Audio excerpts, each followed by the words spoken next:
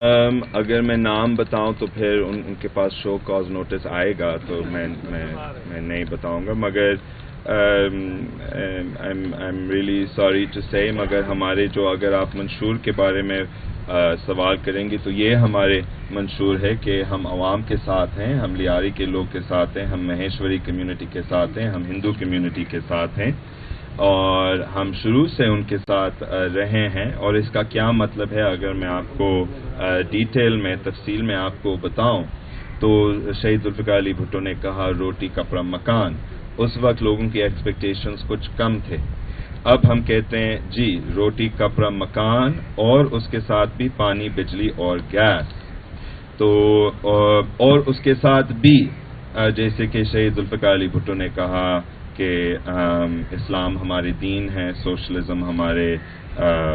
Politics ہے، سیاست ہے،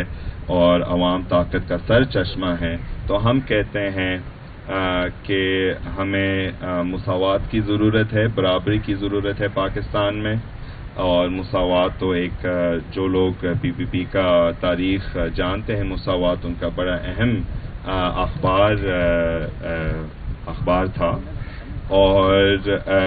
تو ہم یہ لفظ واپس لا رہے ہیں مساوات، اور یہ ایک اسپرچول روحانی لفظ بھی ہے، اور ترقی،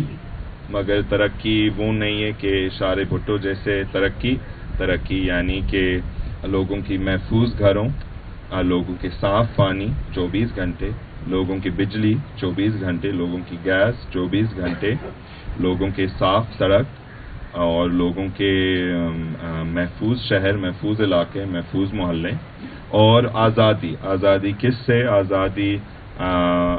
ظالموں کے زنجیروں سے اور اس استحصالی نظام سے۔